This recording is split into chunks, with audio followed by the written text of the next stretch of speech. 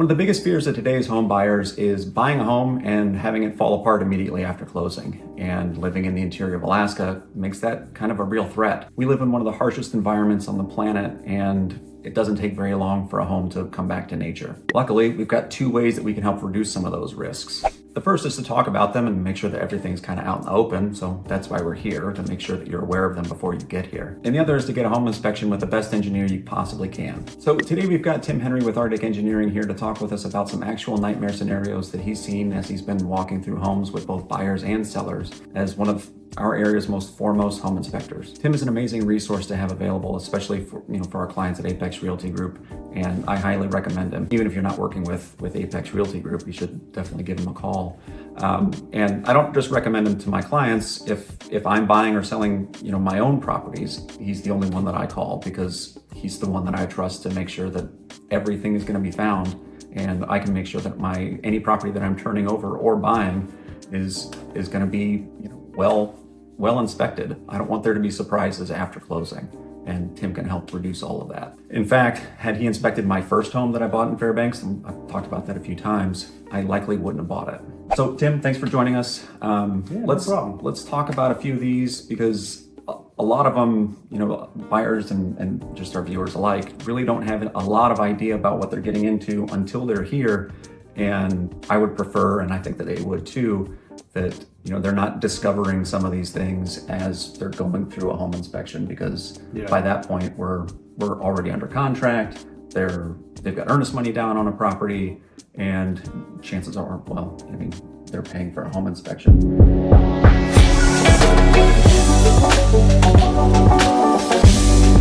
Let's start out with roof issues. This can be a big one because every property should have a pretty good roof. Yep. And with the snow load that we have and just the dynamics that we have with our weather, what are some things that you're seeing kind of day in, day out with roofs and all of the things that go into them?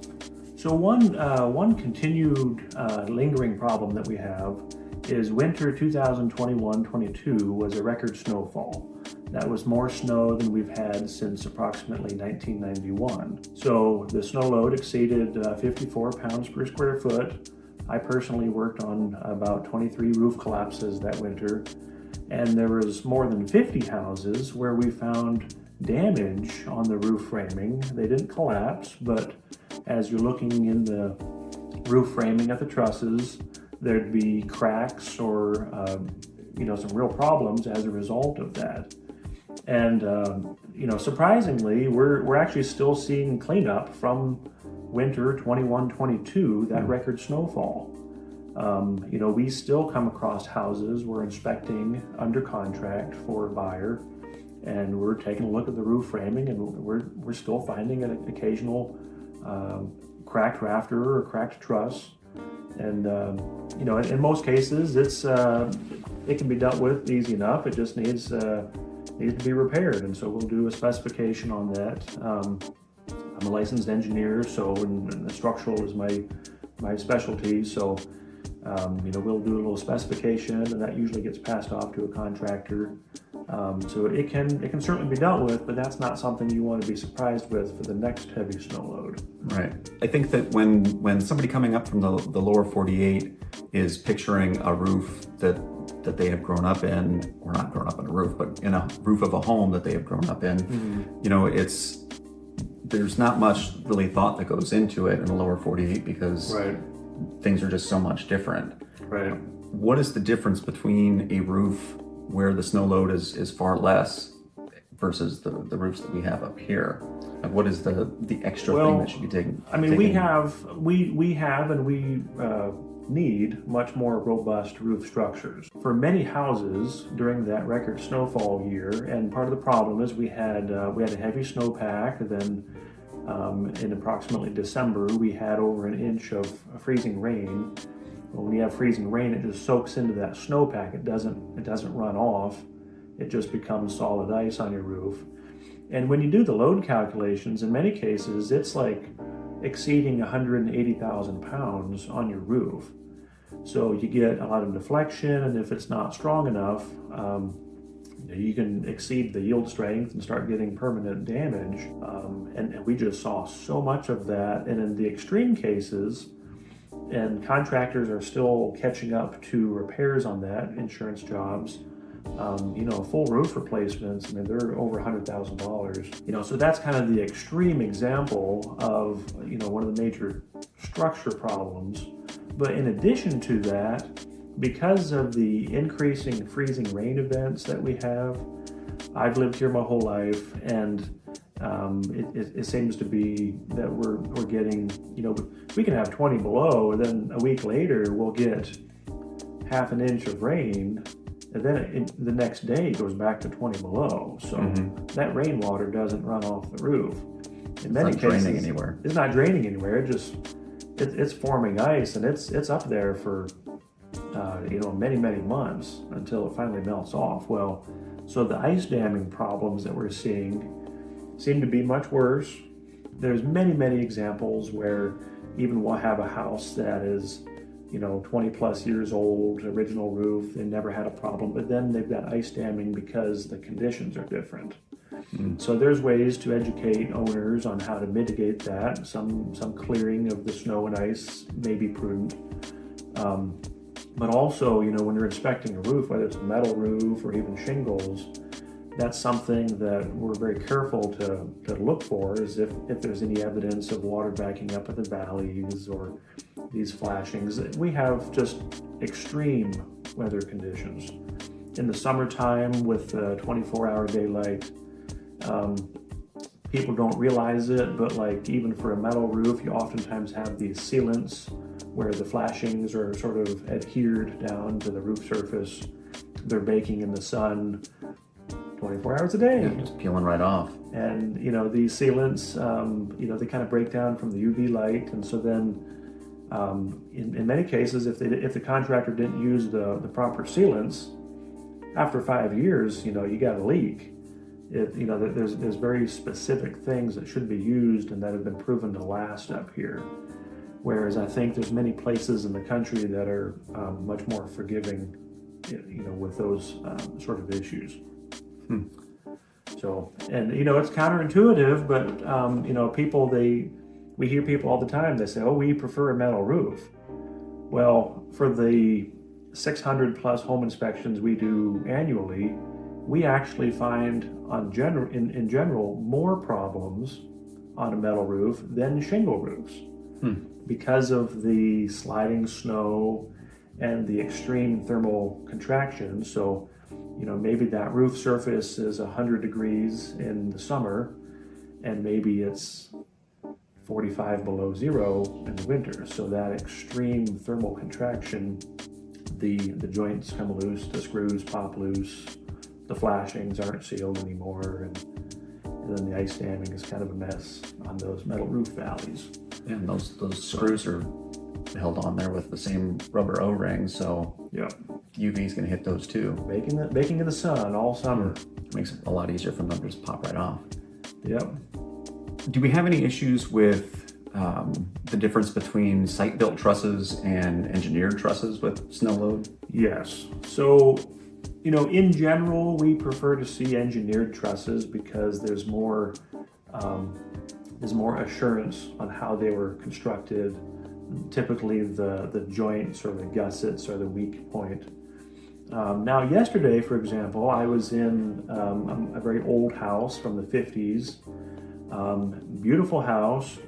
And we were looking at a different issue, a leaking issue, but in the attic space, completely over the top robust. Huge beams, like they didn't do any design work, they just went overkill. And it's nice to see that. It's like, okay, this thing is like so heavy, like you don't have to worry about it. You've got 2x12s every 16 inches for the rafters, and it was just, really robust. So, we have that, but then we also have lots of the other scenario. I don't know of anywhere else in the U.S. where more homeowners build their own houses than in Fairbanks, Alaska. Fairbanks and North Pole, of course. And we have the freedom to do that, and that's one of the things that we enjoy up here. But many times we're inspecting a house where the first time any inspector has ever gone through that house is literally at the home inspection when it's under contract and a buyer is hoping to buy that house. There's no city permits.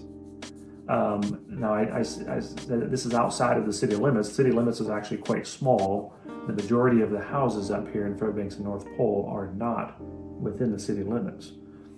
So, regarding building a house, it's a bit of a free-for-all. And people try to save money. They do what they can with what they have. And, maybe they think it's strong enough. But in the case of massive snow loads, many cases people just don't realize what it takes to support that much weight. So we see failures almost every week on homemade trusses. So one other thing to consider, when we're up on the roof, we're always looking down the chimneys too. And people don't realize that when you burn heating oil, and up here we have high sulfur content heating oil, the exhaust, the byproduct is sulfuric acid. And so you have a stainless steel chimney, but many of them it's a low grade stainless, and it'll corrode holes right through your chimney. And it always amazes me, we'll be up on a roof, inspection, look down the pipe, and there's rust holes through it. And you get down inside, and the homeowner said, "Wow, we just had the boiler service last week." Well, the boiler service guy doesn't go on the roof; he's cleaning your boiler. It is something that you got to check periodically, and certain brands of chimneys, they're really only good for about 15 years. And so, we see literally hundreds of failed chimneys, like rusted out failed chimneys on an annual basis. And that, that's kind of a real safety hazard. You don't want exhaust and carbon monoxide permeating your house, coming out of the joints of your corroded chimney. So there's sort of endless things to check. And it's always interesting that, people build a house, they'll live there 15, 20 years. And, perhaps the first time it's ever been looked at, maybe the first time the electrical has ever been inspected, is literally when the home is under contract. And the buyer has an inspector come out going through the house. Right then and there. Yeah. So it's definitely a unique scenario compared to, other states. I've been in other states where you wait 4 months to get a permit to replace an air conditioner, and it's just extreme oversight. And up here, land of the free, which we love, but sometimes there's no oversight. Sometimes a little bit of oversight can be a good thing, but too much, we're not necessarily interested in all that. So because a roof and all that snow load is going to have to drain somewhere, I think this kind of moves us right into foundation issues. Well, that's the biggie. Yeah, that's in Fairbanks, the one. Alaska, that's the big one. Because there's not many other places really on Earth that have as much permafrost in the ground as Fairbanks, Alaska. You even go down south, even to Anchorage, and there's very, very little permafrost. It is much more stable. There are houses that have literally, we've watched them sink 2 and 3 feet over the course of 2 years. The permafrost is something that is a real concern, and of course there's more confidence gained on who built the house. If it was a contractor that maybe did proper dirt work and they did some exploration beforehand, there's a lot of safety in that. But there's many people build their own houses. A homeowner built house, maybe they couldn't afford a geotech engineer, they couldn't afford to do a drill log before they built, and they hoped for the best, and unfortunately, tragically, sometimes it doesn't go very well. I was talking to a man that his house sank 2.5 feet over the course of 2 years, and he owned his house outright, and there was no bank to give it back to. But you just got to kind of deal with it. And in that case, he was lifting the house and kind of converting it to an adjustable foundation. And there's probably nowhere else in the U.S. that has more foundation varieties than Fairbanks and North Pole. Mm-hmm. We've got lots of all-weather wood foundations because concrete is so expensive. In the case of, if the ground maybe is expected to be shifting a little bit with time, the prudent thing would be to design it with some adjustment capability. And there's, of course, there's many ways to retrofit and do repairs. That's a significant portion of the work that we do is structural design work on foundation repairs, because there's sort of a unlimited supply of that in Fairbanks. Yeah, well, I mean, Fairbanks has been here for, I think we're celebrating 120 years this year. Mm-hmm. So over that time, we've had changing weather patterns, changing climate. We've also had a whole lot of people coming here, building homes during a whole bunch of different times. So we've got technology that's changed over that time. So people have been using new technology to build. So we've got a whole bunch of homes that have changed hands a bunch of times. That have been sometimes built by homeowners and with outdated technology, and it's just a thing that we've got to be mindful of for sure. And with experience, people kind of start picking up on what areas are higher risk. There's never a guarantee with that, but there's definitely certain areas around town where we can sort of tell that there's a greater potential of a problem. In which case, if it's followed up with evidence of movement, maybe the prudent thing to do is some soil exploration, make sure that it is in fact solid and not going to be shifting. Let's talk a little bit about that exploration, because that's something that a lot of folks that are coming up and thinking about, like the Alaskan dream. I'm going to buy a big chunk of land. I'm going to clear it of all that huge timber that we've got everywhere, and then I'm going to build a cabin, build a nice log home out of the logs that are on the property. We talk with folks all the time that have that exact plan. Yep. And it's not always a reality or a dream that we can make come true all the time. But identifying the right piece of land and then making sure that you're doing all of this exploratory, either digging or drilling. What is the, I guess, best rule of thumb, if you could come up with one, for doing that? Well, depending on the area, so sometimes there's houses nearby, and you can maybe get a well log, which are generally public information, from the neighbor's wells, and that would give you sort of the preliminary first look of what's below ground. As you can say that, okay, maybe my neighbor has a 200-foot well. You can go online and you can download the well log, and you can see, okay, this is what is logged at the different depths of that well casing. And that gives you maybe an indication. Maybe there's no well logs nearby. Maybe it's, you're buying 40 acres, you want the house in the middle of it, in which case, the less expensive thing to do would be to really take a small excavator on site and dig a test hole. And we do tons of this because the reality is if you have an excavator with a 12-foot depth capacity, if you're not hitting good ground in 12 feet, you probably don't want to build there anyways, because it would be so expensive to excavate and replace that much soil for the whole footprint of your house. So, if you can do a 12-foot test hole and maybe at 4 or 5 feet down you're hitting gravel or rock, or you're hitting some solid ground, and that can certainly mitigate a lot of the risk. In extreme cases, we often recommend you drill a hole. And there's companies that can do soil drilling, and that depth, there's some judgment required for knowing how deep to drill. But maybe the soil exploration drill log needs to be 60 feet down. What is underneath there? Is there ice lenses? I will never forget, there was an existing house from the 70s. And it had shifted quite a bit, but they couldn't quite get a handle on why this thing kept moving so much. But it was increasing in the magnitude that it was shifting. And we were drilling, and about 12 feet below grade, out of that drill was nothing but ice shavings. There was no soil. And then for about an 11-foot section, it was what we, the geotechnical term would be clear ice. There's virtually no soil.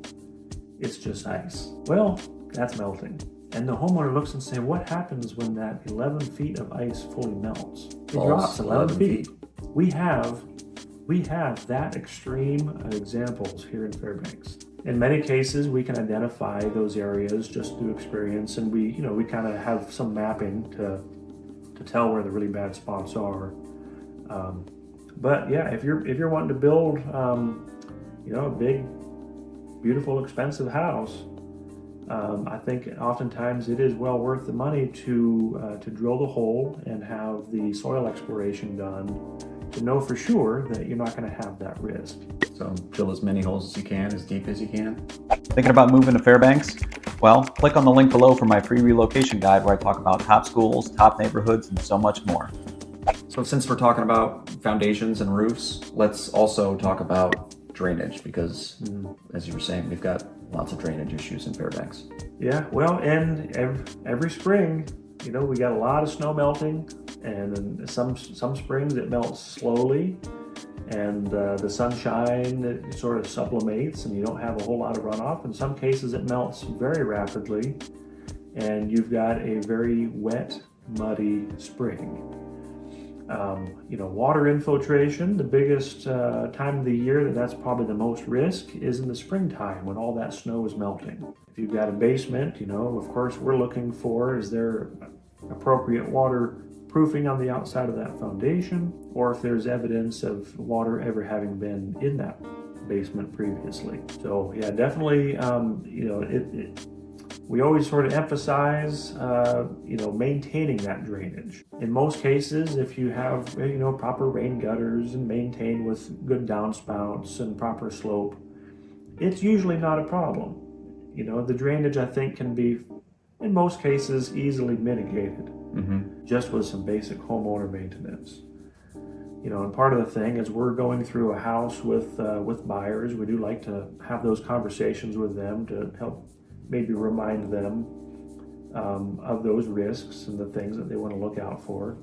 Maybe they're moving from a desert location or something, but they're not used to spring snow melt.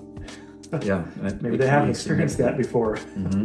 So you mentioned gutters and doing what we can to make sure water kind of stays away from the house. What happens if it doesn't stay away from our house and it just kind of falls down right next to it? One problem I've seen here just this morning at a house is that we have certain soil types in Fairbanks where when it becomes super saturated, it quickly turns to mud. And when your soil turns to mud, you lose your bearing capacity.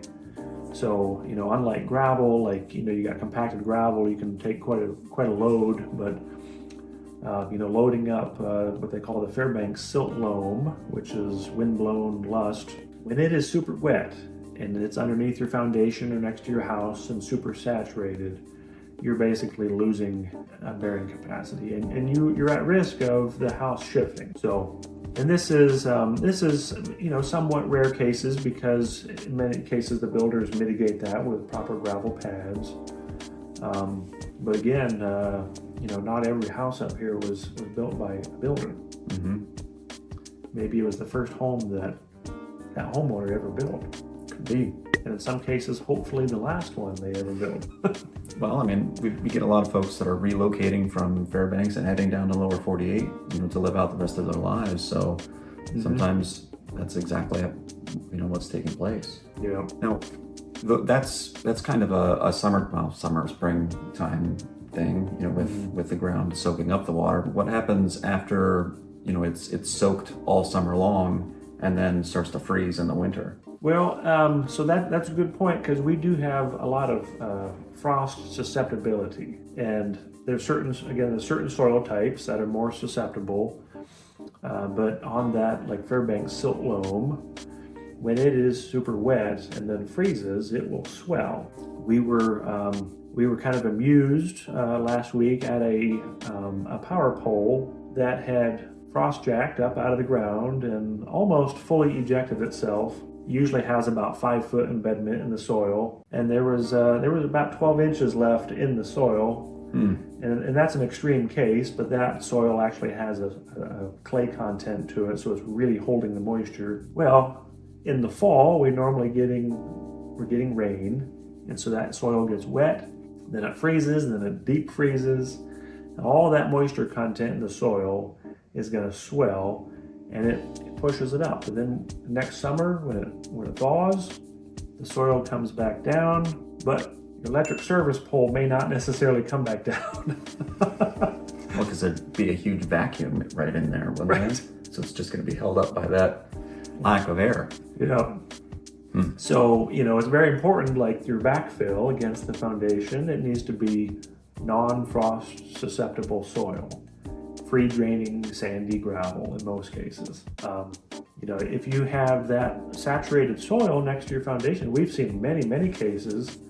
Even, the most extreme that I can think of is a solid poured concrete basement wall that had improper backfill, poor drainage, it got super saturated, full of mud, went into winter, that mud swelled and expanded, and it buckled that 8-inch thick solid poured concrete wall because expansive soil, or that freeze swell, is just an incredible force. So for all you sellers that are watching this video right now, take a look at this other video that we're gonna put up maybe here or over there, where we talk about the benefits of a pre-listing home and septic inspection, because the benefits of that far outweigh the negatives. And to be honest, I don't know if any real negatives, but it could save a lot of time and money for sure. So make sure you take a look at that.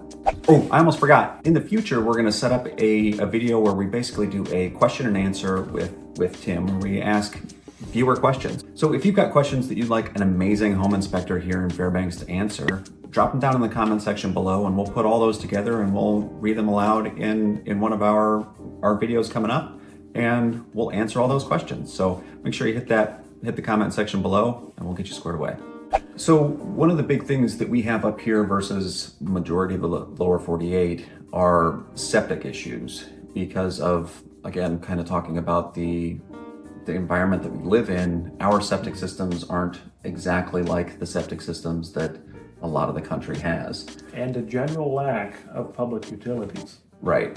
I mean, we've got some within our city, areas, within the city of Fairbanks and the city of North Pole, and it's expanding every couple of years. But for the most part, majority of our homes are dealing with a well or a holding tank or a dry cabin situation, and a septic system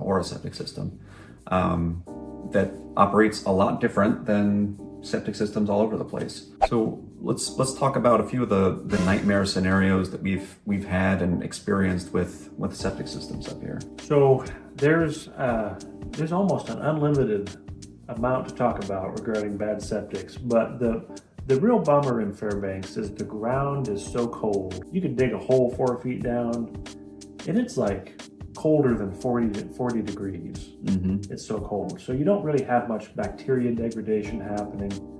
So your septic systems really just don't last as long as they would down in the States. And it varies depending on the type of system you have.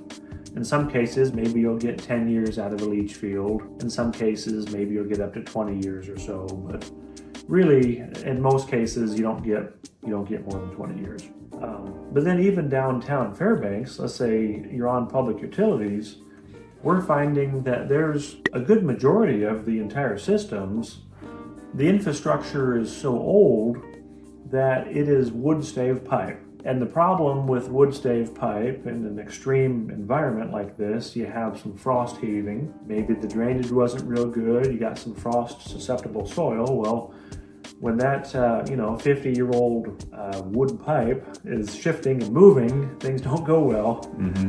So, generally when we're at an older house and it's on public utilities, we'll try to put the video scope down the sewer line just to confirm its integrity, see what type of pipe it is, see if there's any damage. And I'm absolutely amazed at the number of houses where you put that camera down, pieces of wood will be splintered in, and it's it's starting to have problems. It's on the early stages of collapse, and most of the time people have no idea that it's in that condition.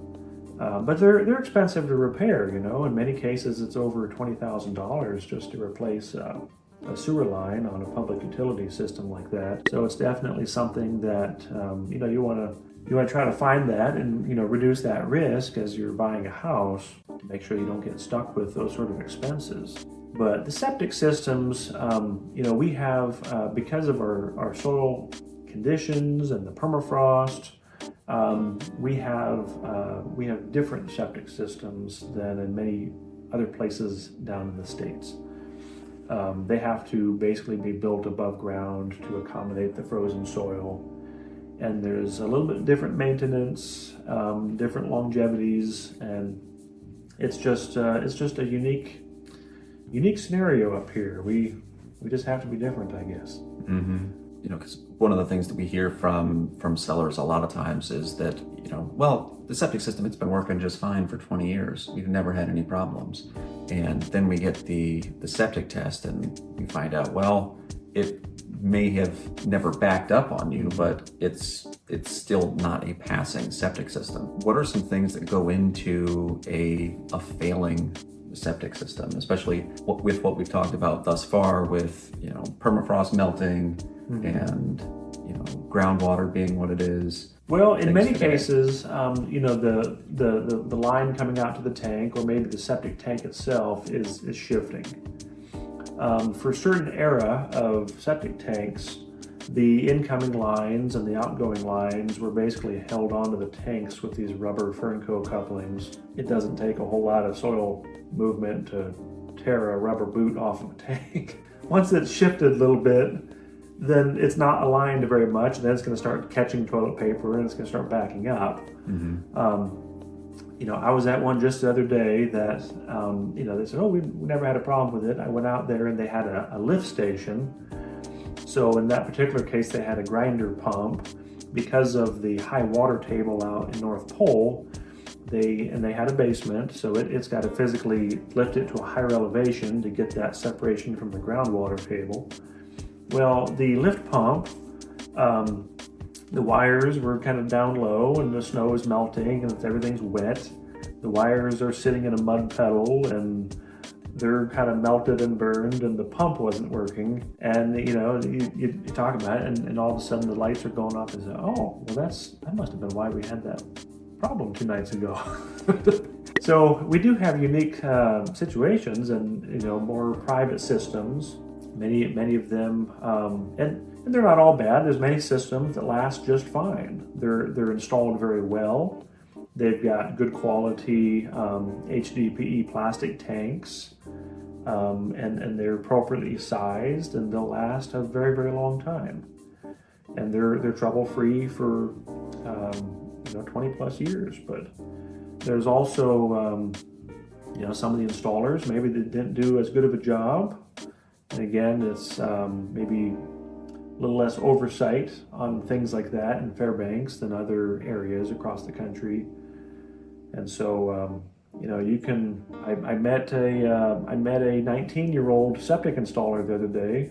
I just got his license, brand new. He's installed maybe 1 or 2 systems, and you think, well, I hope he succeeds. I hope he gets lots of experience and does great. But currently, he doesn't yet have a lot of experience, and there's no municipality looking over his shoulder.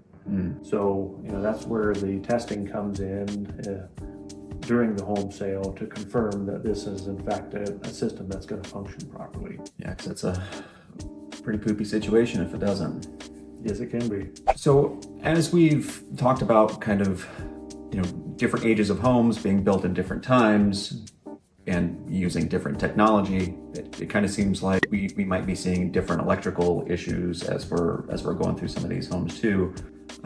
What's been your experience with some kind of nightmare electric problems that we see in Fairbanks? Well, so we routinely have many repair items regarding electrical stuff. on a home inspection report. A lot of that can be attributed to the fact that when a lot of these houses are built, they're not necessarily built by licensed contractors, and they're certainly not wired up by electricians. Maybe somebody had a little bit of experience, but they're not necessarily a licensed electrician doing a lot of this work, and that, as you can imagine, produces a whole variety of disasters that we see on a regular basis. There are scenarios where it is just absolutely dangerous, and we're just so grateful to have found the problem and identify it. In that case, we'll write up specifications, and the requirement being have electrical administrators and electricians doing the repairs to make these things correct. But yeah, most of the houses that we go through, there's usually always some electrical items, and some houses there's half the report is electrical items.